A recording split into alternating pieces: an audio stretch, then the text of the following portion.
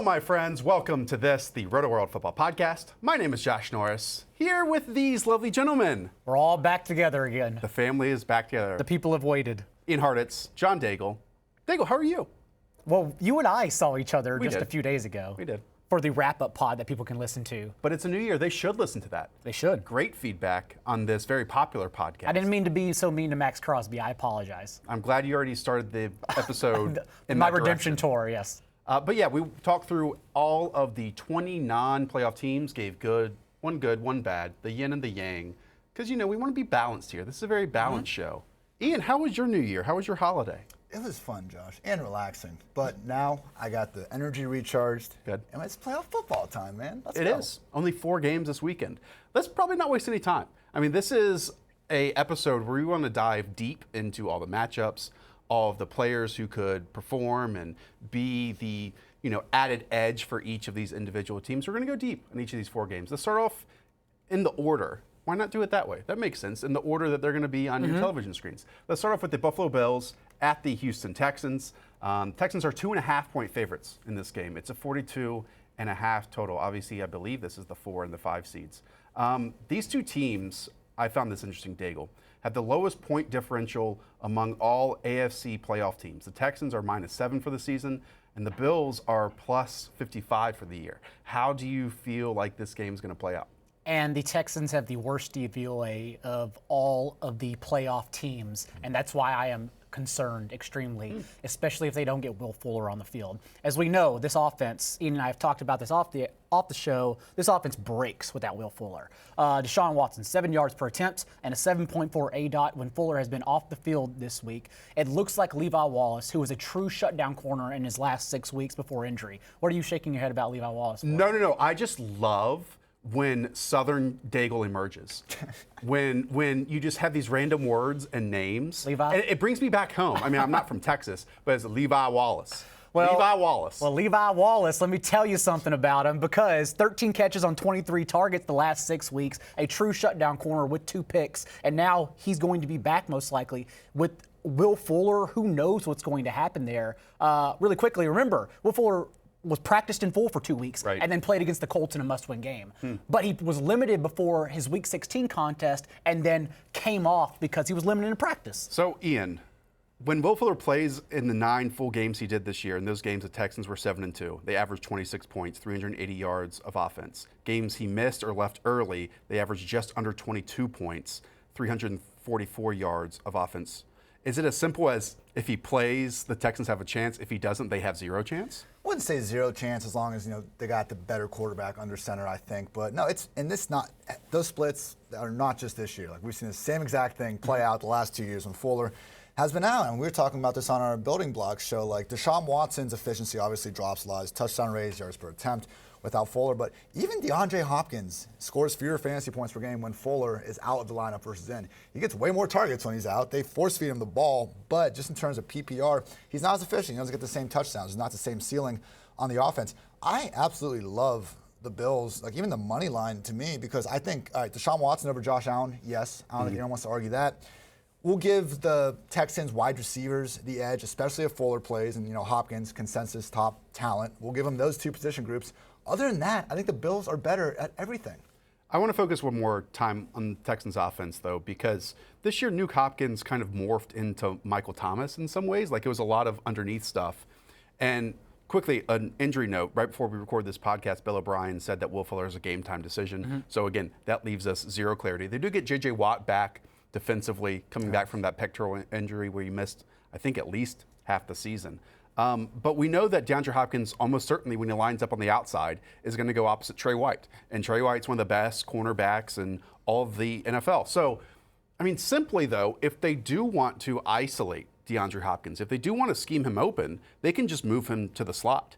And that's something that you can do play in and play out if you want to. The question is if they want to change those things. And we talk about all year long when we talk about the Texans, that this team is so reliant on the big play. When they don't get it, those 2 or 3 big plays in the game, they lose.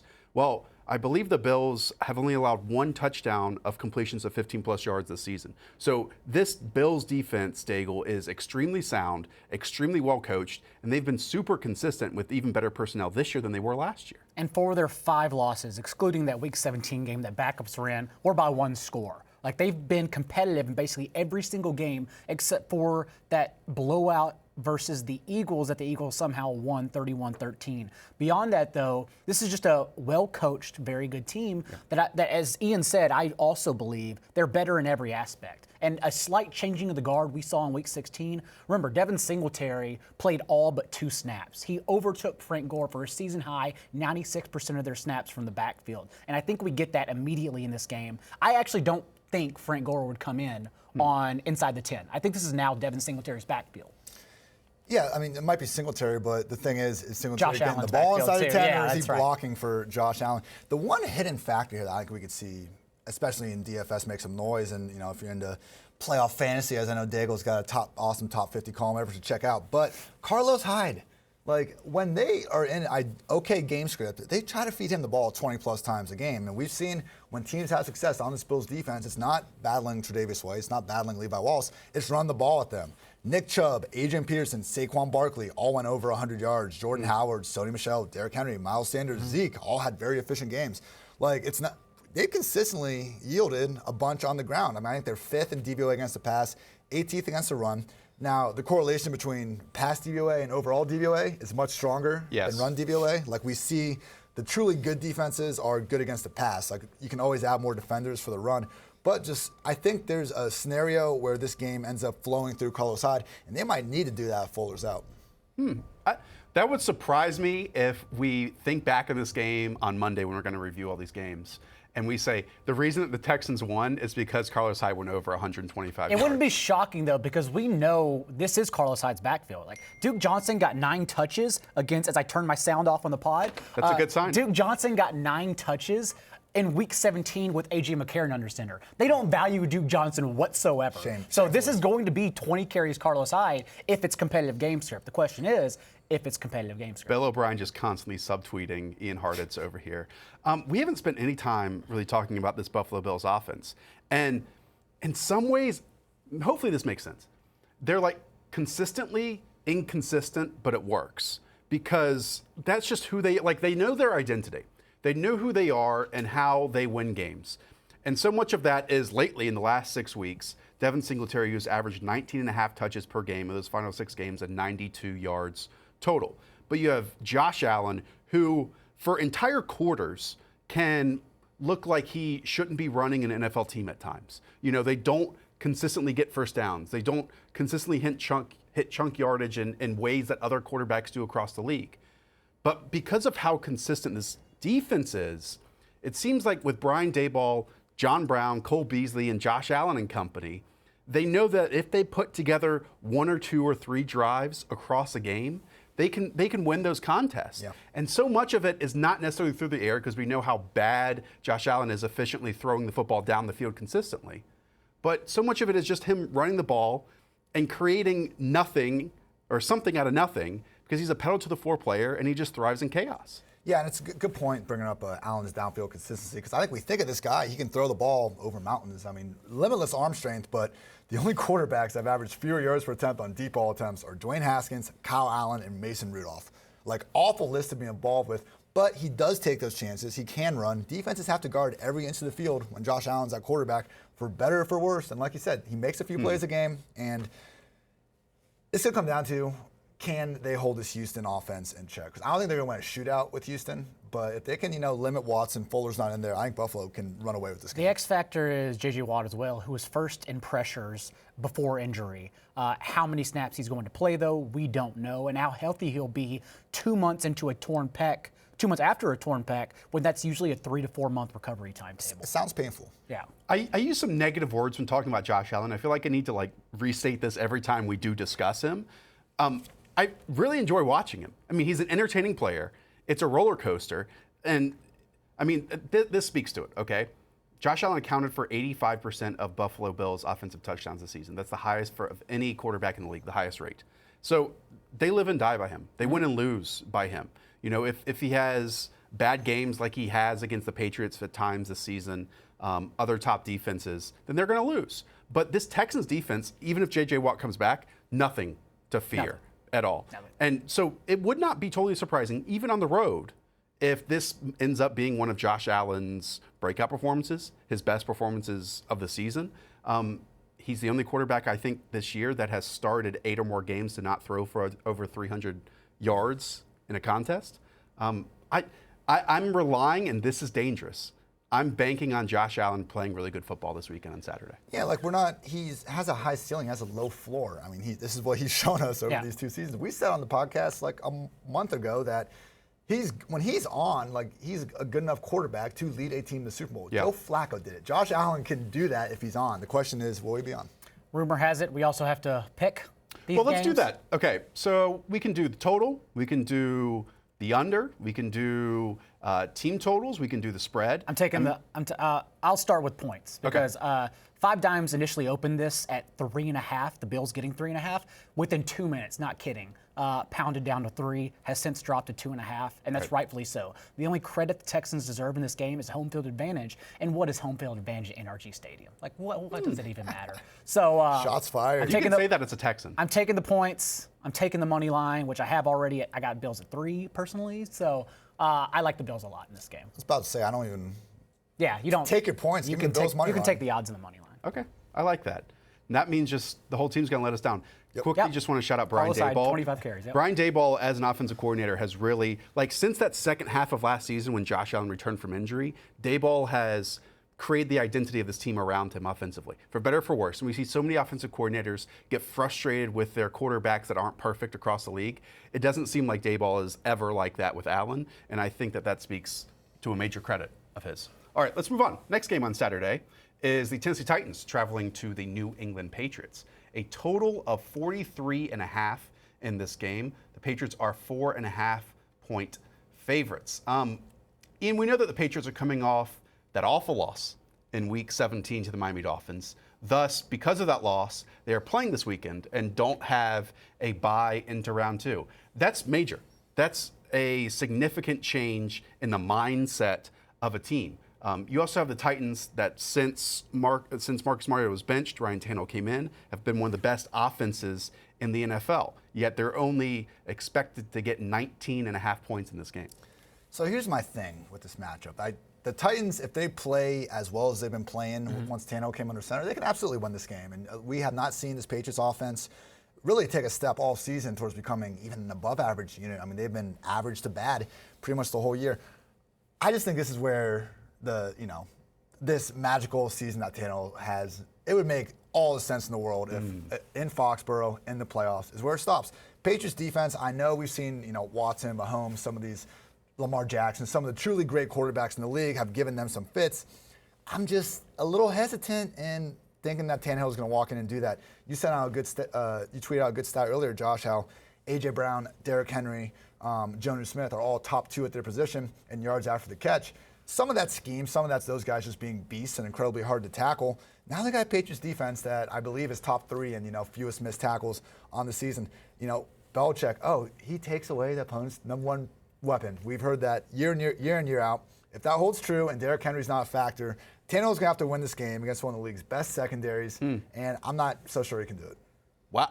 I would not have expected watching the Patriots team in the second half of the season, because we know they beat up on cupcakes the first, 8 or so weeks, first 10 or so weeks, for you to have this much confidence in this Patriots team. Yeah, it's just, I have a hard time seeing the Titans move the ball, and I think the Patriots can find their way into the end zone a couple times. So, Daigle, the Patriots here have an expected point total of 24, okay? I mean, it depends on where you look, but that's what I pulled up, okay?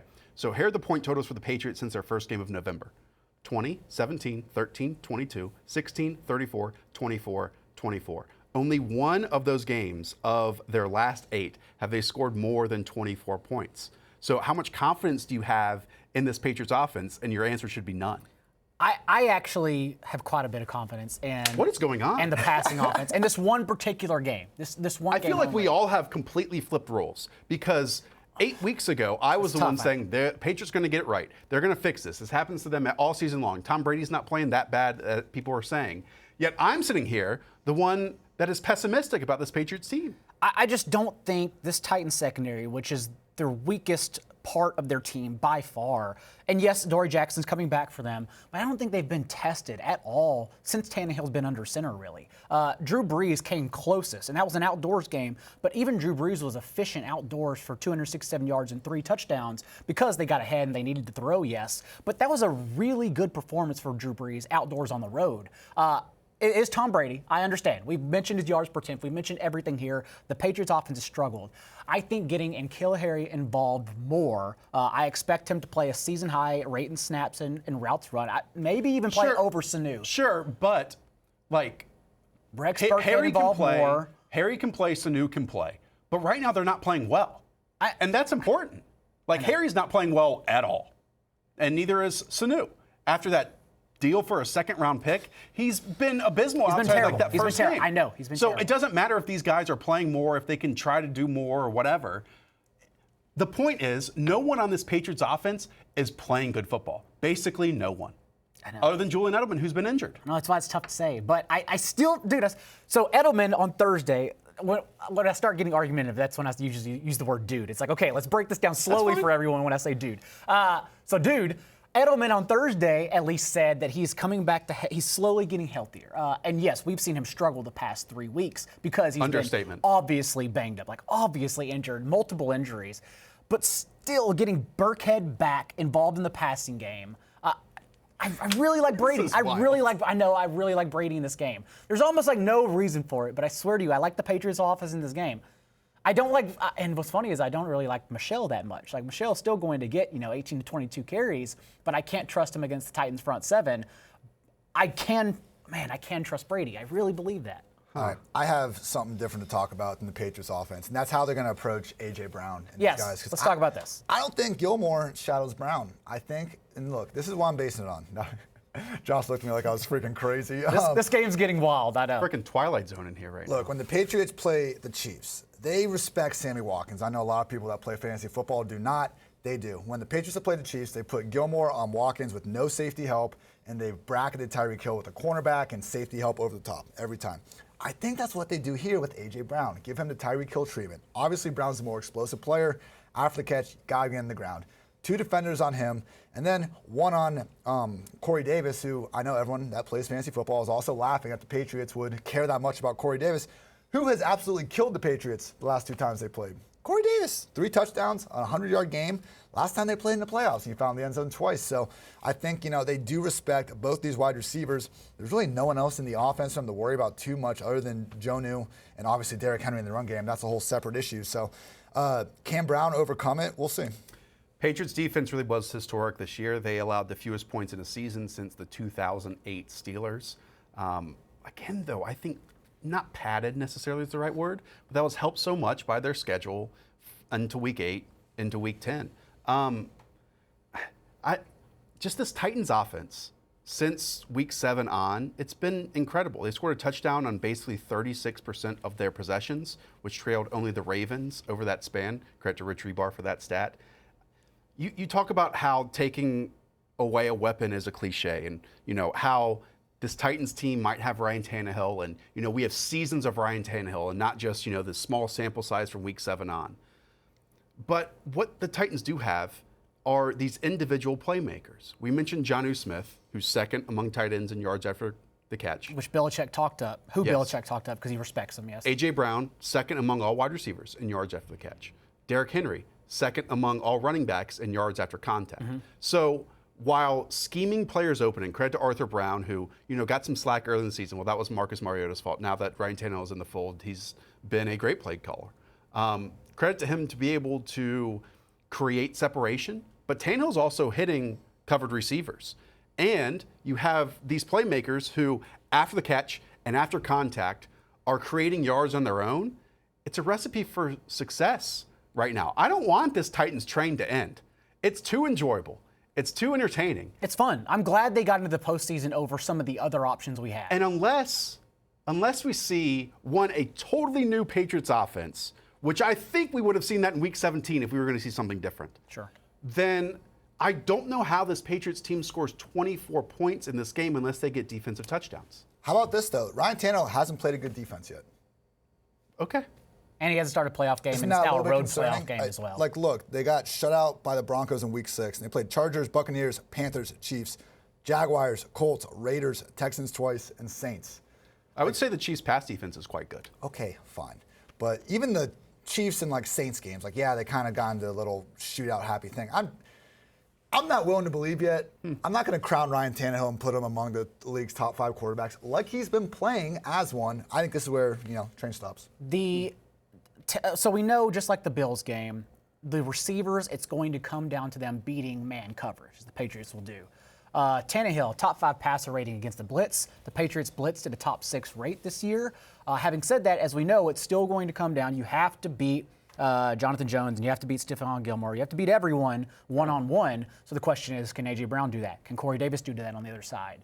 And that's the X factor here. So we're talking a lot about Ryan Tannehill, but Derrick Henry really is the one that can be a major difference maker here.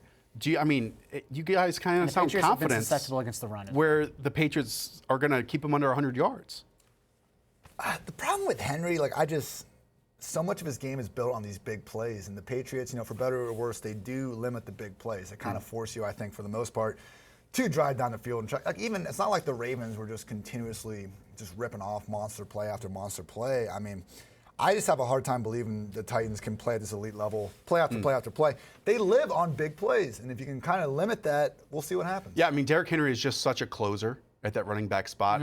When the Titans, and during his entire career, dating back to last year, when the Titans have a 2-score lead heading into the late third and fourth quarters, if you give him that cushion, he's just going to make defenders want to quit football. Yep. He just runs over them completely. And so, it is so obvious that this shouldn't be stated, but I'm going to say it anyways. If the Titans go up by 10 points, 2 scores, whatever, watch out, because you're in their zone to win, where Derrick Henry can just make you pay for it. The Patriots were leaky midseason against the run, but finished the year as the number 6 rushing defense DVOA. It's not game script I'm projecting to where they can lean on Henry, though. Yes, they will get him involved. Yes, he'll still probably have 18 carries. But I would still, if you told me to pick under, I'm still going under 90 yards. Let's circle back to the spread. Again, 4.5 from what I found.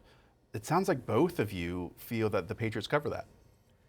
I'm more interested in the over-under. You brought up a good point about the Patriots and their point totals. I'm seeing something where they're scoring in the low 20s and the Titans are scoring less than that. So I think I'm seeing it, 44, 44.5. Until it gets the 43, I think I'm pretty fine taking that under. I like the Patriots to cover, and if you want to get hot takey, since we've been reasonable since this point, I will say the Patriots score 31 points. I like the Patriots offense a lot this week. And then I will just watch my mentions burn as they score 20, but I pinned them at 31. Let's move on to Sunday. The Minnesota Vikings travel to the New Orleans Saints. 49 total in this game. Saints at home, correct me if I'm wrong, Daigle, 7.5-point favorites. Was 8, now 7.5, yes. In this contest. Look, prior to the last weekend, we talked about how the Saints, to me, were one of the best teams in the NFL. They really, if we think about it from the best teams, they should not be playing this weekend. And they're especially great when they are at home. Meanwhile, Daigle, the Vikings have sported a 1-4 record this season against playoff teams. There's a reason why this is the biggest spread of the weekend. Kirk Cousins has struggled against divisional foes and in Primetime in particular this year. But really, this offense has sort of struggled without Dalvin Cook healthy since Week 11. But now it looks like we're going to get Dalvin Cook back at full strength, as he told media. Alexander Mattison looks like he's going to be ready to go behind him. So it's just a question of, it really comes down to, as you mentioned, can the Vikings move the ball now at full strength? And does that include Adam Thielen at full strength? Because we haven't really seen Adam Thielen be the same player he was pretty much since the second time he re-aggravated his injury. Yeah, I think this is a mismatch. Just looking at it from offense versus defense. Breeze at home against this cornerback group, which might be one of the worst just positional units in the entire playoffs at this point. They've been rotating Mike Hughes, Mackenzie Alexander. They've been trying to find answers this entire second half of the season and just can't do it. Don't see any reason why they should be able to guard Michael Thomas. And then this Saints offensive line, I know we give all the credit to Breeze and Michael Thomas and these guys, but good God, man, Last 4 years, they've been top 5 in adjusted line yards per rush, adjusted sack rate. I know a lot of that's a scheme and everything, but at the very least, we can call this offensive line one of the best units in the league, and they have been for quite some time. So I think they're going to be able to run the ball.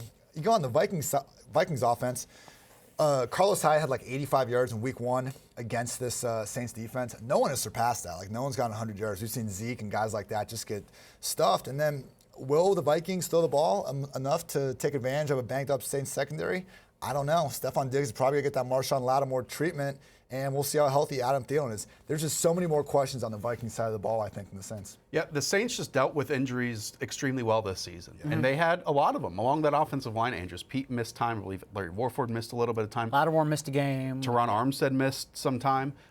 They're getting healthier at the right time among that offensive line, and it's pivotal. I mean, I've talked about it a lot with the Rams the past couple seasons, and then this year, because that offensive line declined, the whole system declined. Well, we haven't really seen that Saints blocking, running, passing decline at all. No. And that was so important when they went undefeated without Drew Brees. I mean, they went undefeated without a Hall of Fame quarterback in 2019. It's pretty crazy. It's incredible. And I know that he got some hate in previous years, and I understand the hate because, you know, when you're inside the 10-yard line, why do you want to take the ball out of Drew Brees' hands and put it into Taysom Hill's hands? Well, they're doing less of that. They're doing less of Taysom Hill at quarterback and more of Taysom Hill as like this offensive weapon, as a wide receiver, as a ball carrier, as all these fun, you know, gadget tricks. And Sean Payton has been outstanding in that area, and Taysom Hill is a legitimate NFL player in that role and is giving defensive fits in that area. And it's just so much more that teams now have to get. Like, no other team has a Taysom Hill that opponents have to game plan for. It's, you know, we saw Harbaugh and the Ravens do that fake punt in Week 17. Just so that's another thing that opponents have to now plan for down the road. I mean, I think Sean Payton just doesn't get enough credit for these small things that, hey, even if Hill only does play 10 snaps a game, which usually it's even been more than that, that's still, like, the amount of time it takes them to do that, it just pales in comparison to what defenses have to try to do. It's a long list of players, but Taysom Hill tied for 5th in the league in receiving touchdowns with 6. Like, just imagine that. And there are a lot of extra factors that take the Saints over the top this year compared to last year. I mean, we just talked about Taysom Hill. Jared Cook has been balling out this year. Jared Cook is what this team needs in that down the middle of the field, down the seam, in their intermediate and downfield portions of the field. And that little extra layer that he brings to the offense, because we know what to expect from Michael Thomas, right? Everything is kind of within 10 or 15 yards of the line of scrimmage. He's not going to beat you vertically, really. And then I think, I mean, Mark Ingram is balling out for the Baltimore Ravens. But Latavius Murray is not far behind in his play. And Latavius Murray, when, you know, Alvin Kamara wasn't scoring in touchdowns, Latavius Murray was really helping out this season. I do have little questions, though, about the Saints defense. Because, look, if Minnesota comes back healthy, and that's been an issue these past few weeks, right. Like Dalvin Cook missed the last 2 games, basically, and we never like to play skill position players coming off multiple missed injuries or weeks because of injury. Same thing with Adam Thielen. But if both those guys come back and play at the top of their game, I mean, the Saints lost Marcus Davenport. They lost Sheldon Rankins. They've lost a couple other pieces throughout the season. I don't know how many X factors they have defensively now than they had maybe halfway through the season. That's the key here for the Vikings offense, because they established the run the first month of the season. We know. We didn't think they'd back down, but the fact is Stefanski actually was just establishing it to later establish play action for the rest of the year. Only 3 teams ran play action rate higher than the Vikings did this year: the Ravens, Rams, and Niners. The New Orleans has actually allowed 8 yards per attempt, or 8 yards per play from play action, and they only saw the 4th lowest rate. So they haven't even faced it, and yet they were allowing 8 yards per attempt against a team that we know is going to lean on it. Like, there's room for explosive plays here, and that's what the Vikings will need. I think the key, if the Vikings are going to pull an upset here, they got to pressure Brees. And, you know, I hate using these like, oh, if you got pressure quarterback. Every quarterback is worse under pressure. Like, I understand that. But, like, that has been the strength in this Vikings defense, because, again, the cornerback group has been awful. The only guy with more pressures this season than Danielle Hunter is Zadarius Smith. Cameron Jordan's number 3 on that list. Everson Griffin isn't far behind them. Like, these defensive ends in Minnesota, like, really don't get much praise, I think, around the league. But even not just this year, last few years in general, like, they've just been both playing at a very high level. I think it's pretty easy to see, even though that some people, rightfully so, question Drew Brees' downfield arm if we see a big play either from Ted Ginn or Traquan Smith in this game. And I want to shout out this Saints front office, by the way, they only had 5 draft picks this past April. Eric McCoy, who's been their starting center, been fantastic, was their first pick, and that was in the middle of round 2, 48 overall. They got Chauncey Gardner-Johnson with pick 105, and he's been a difference maker defensively for them, kind of like a Swiss Army knife, safety, slot corner. But then they got Shy Tuttle as an undrafted free agent, and he's been this rotational piece that comes in the interior of that defensive line. So only having 5 draft picks and basically having 3 performers playing at a high level immediately speaks to how great evaluating this Saints team has been as of late. And remember, they added Janoris Jenkins before this playoff push as well. And Jenkins didn't get released from the Giants for performance reasons. He was PFS number 3 corner at the time he got released. Now they add him opposite Lattimore, who hasn't allowed a receiving touchdown in coverage since week 2. Like, that's a sneaky secondary. I think we're all leaning towards the Saints here, but 7.5 is quite a lot of points. I was about to say, and like I'm even seeing out of 8 some spots. Why is it that big? 2 scores? Or it's not. It's 1 score, but you know what I'm saying. Yeah. It's tough. I think I'd take the Vikings points there. Yeah, the Saints should obviously be favored, but I think just 8's too many. It's really close, and I know some big betting syndicates in Vegas are actually going to take the points. I'm trying to think if it's going to move to 7. I don't think it will. I'm taking the points as well, but it's barely. It's so close. There's a stay away. I'm not personally investing anything on that line. Do you notice that we've done 3 games and I haven't made a pick yet? That's how you host. Okay. Letting us get yelled at the entire time. Let's close it out with the last game of the weekend. That's the Seattle Seahawks traveling to Philadelphia to face the Eagles. 45.5 total. With the Seahawks, what I found, Daigle, always correct me. You never shy away from correcting me, but definitely doing this. Well, yeah, people are proud of our pod because we will yell at each other. The Seahawks are 1.5 point favorites here. These 2 teams are, I think, the only ones this weekend that played each other in the regular season. Seattle traveled to Philadelphia in Week 12. They beat the Eagles 17-9. I did my homework. I went back and watched that game. Good job. I wish I hadn't. It was a big waste of time. Oh, that game was terrible. I remember it. Yeah. It was super windy. Carson Wentz was misfiring on checkdowns early in the game. He fumbled in the first quarter. He threw a pick in the second quarter. He fumbled again in the third quarter. Then Dallas Goedert fumbled in the fourth quarter. I mean, it was super sloppy. That was also the game when Chris Carson lost his brain, and Rashad Penny was the one who came out and scored all those points, including that long touchdown run. Mm-hmm. Well, a lot has changed, kind of. The Eagles are still sloppy offensively. It's still a mess, confusing at times. But now for the Seahawks, Daigle, they don't have Rashad Penny. They don't have Chris Carson. Now they have Travis Homer, Robert Turbin, and Marshawn Lynch at the running back spot. Do you think it will go any differently than it did in Week 12? The Eagles' strength is pressure, but it's going to come down to if Pete Carroll allows Russell Wilson to throw the ball. Because if he does, there should be nothing that stops this offense, honestly. Dak had so many opportunities to attack this defense, and that was when he was dealing extremely, it was still hurting that AC joint, and he just missed Michael Gallup deep. He missed Tavon Austin wide open. Daniel Jones came back the following week and went over 300 yards against them in Week 17. Russ should have an immaculate game here. It's just a matter of whether or not they allow him to throw. And with Marshawn Lynch and Travis Homer, I would think, hopefully, they still allow him to throw. The Eagles' defense has not been bad in the second half of the season. They've allowed 17 or fewer points in 7 of their last 9 games. The problem is a lot of that success came when they finally got healthy. Their starting 2 cornerbacks were out for the first part of the season. Well, look, here we are, and the same thing's happening again. Sidney Jones is on the injury report. Avonte Maddox, Jalen Mills, Ronald Darby's already on the IR. I mean, they're already an iffy. Iffy's probably a compliment when they're healthy, and when you take away the health part, it becomes a train wreck. The problem is we got issues on the offensive side of the ball for the Eagles, too. Yeah, I mean, the injuries don't stop there. Brandon Brooks won't be at this game. Alshon Jeffrey, obviously. And then all of Zach Ertz, Lane Johnson, Miles Sanders are all questionable for this contest. We've already talked about this Eagles team, how they lack playmakers because of injury. They banked on Deshaun Jackson so much that he had 1 game this season. Fantastic, just 1 game.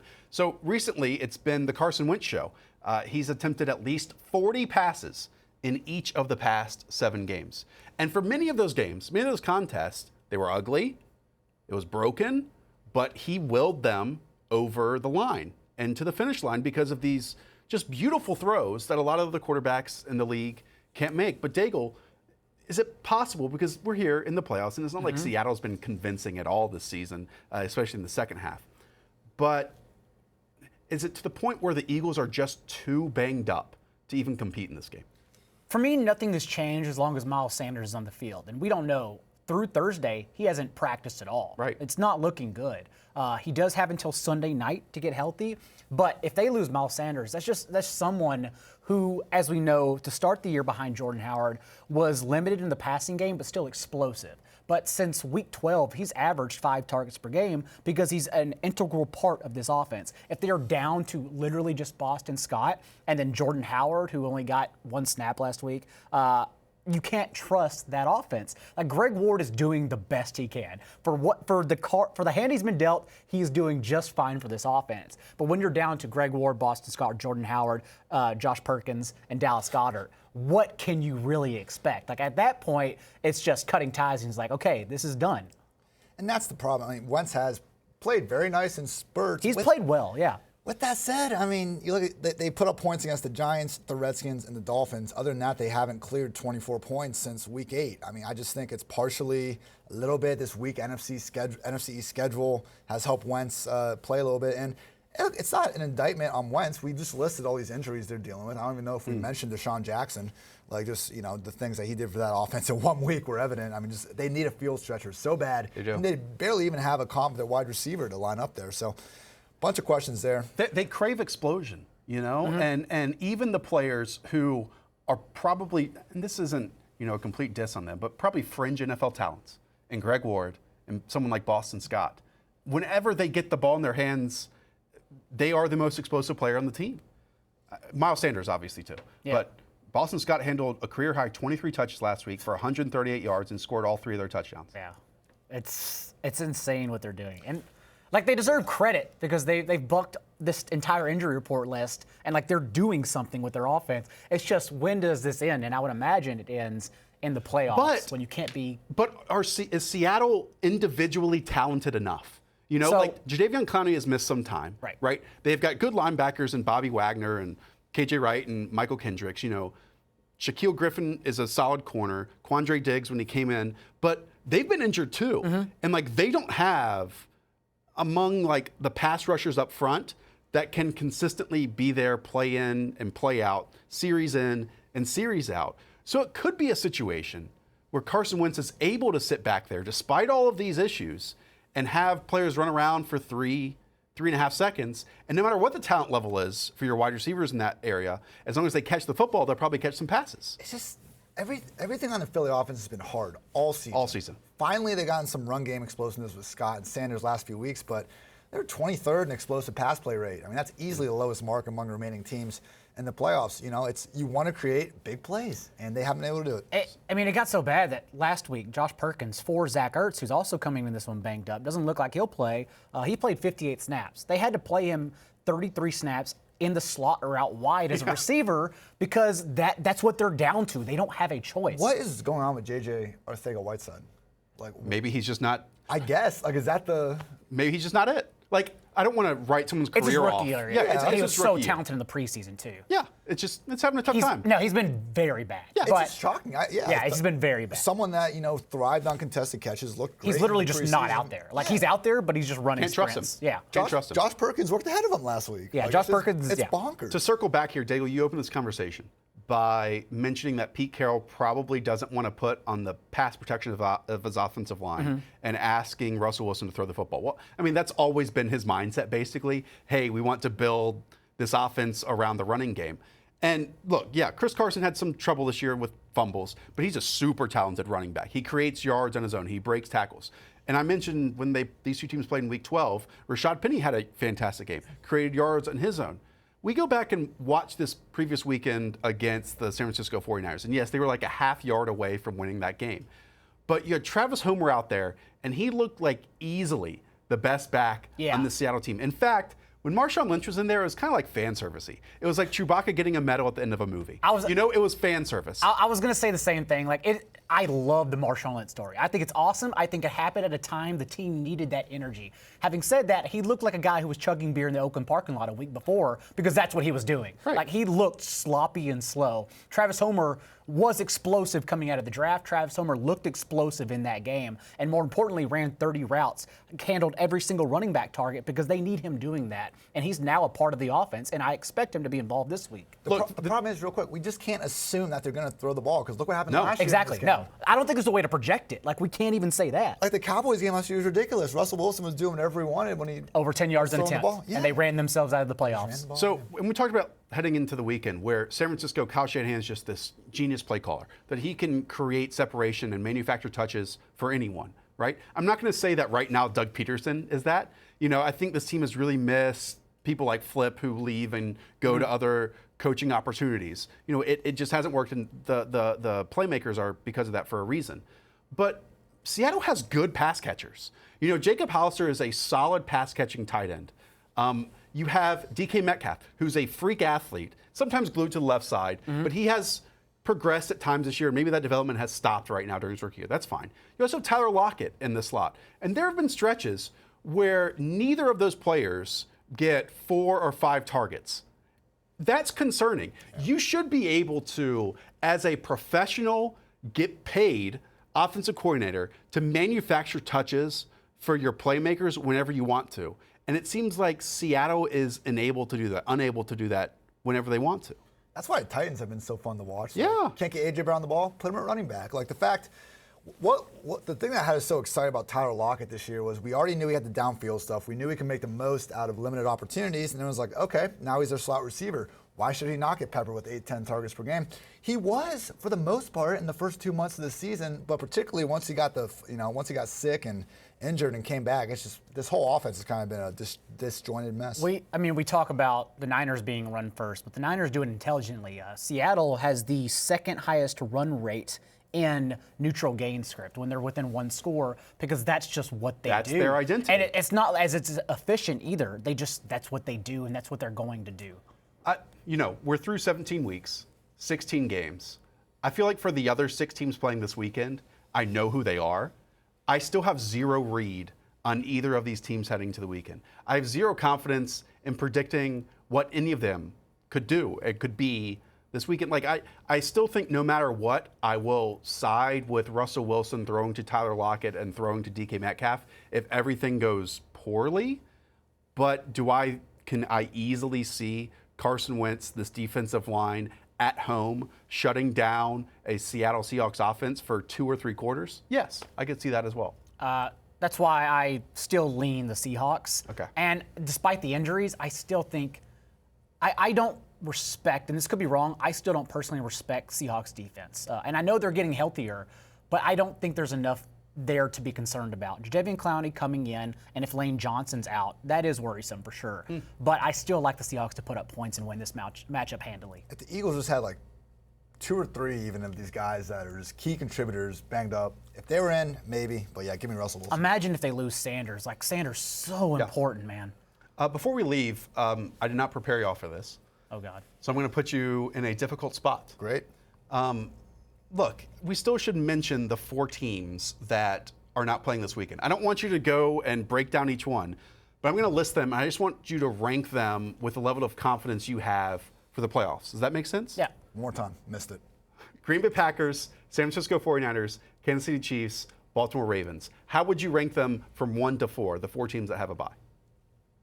I got this. I go Chiefs, Ravens, 49ers, Packers. You think the Kansas City Chiefs are the most difficult team of the playoffs? A lot of people I've heard have that opinion as well. I think lost in the entire Lamar Jackson hoopla is the fact this Chiefs defense is legit. Yeah. And they have been for the last month and a half. And we've barely seen Mahomes with all their weapons, but, we know what he can do. We know what that offense can do. So, yeah. I thought I was going to go out on a limb and put them 3rd, but putting them 1st is They're still second to me. It's very boring because I had to think about this to project games played for the top 50, playoff-only top 50, and I came to the conclusion that whoever wins the Green Bay San Francisco Conference Championship, in my mind, that obviously will represent the NFC. Like, I think Green Bay's an underrated team. I'm still putting them 4, but I think the edge between them and San Francisco is much closer. And that obviously leaves out the Saints because I'm putting the Ravens then the Chiefs 1 and 2. And it's not enough respect to the Saints, probably. I put it Ravens, 49ers, Chiefs, Packers. Oh, so you're leaving the Saints out as well. Yeah, but I would put the Saints over the Packers if I had 5 teams. Oh, yeah, you're only talking, yeah. What are the 49ers doing great lately? Because their defense has been super Their average rush over the defense last is 8 weeks. worrisome. Well, that's what we're going to talk about next week. You know, that's why these people can all return. Listen next week. What a lead up. We will be reviewing all these games from this beautiful weekend of football on Monday, so be on the lookout for that episode. And then we'll do this all over again. Next Wednesday, next Thursday, preview the second round. Review, of the playoffs. recap pod, Doesn't and it then feel matchup nice? pod. Just talk about 4 games. And not teams that 9, matter. Or Teams not that 16. matter, yeah. Good teams, well, some of them, most of them. Good hopefully. teams. All right, everyone. Thanks so much for listening. Once again, if you do enjoy the podcast, just leave us a ring review. Helps us out, helps us reach a new audience. We'll talk to y'all soon. See you, everyone.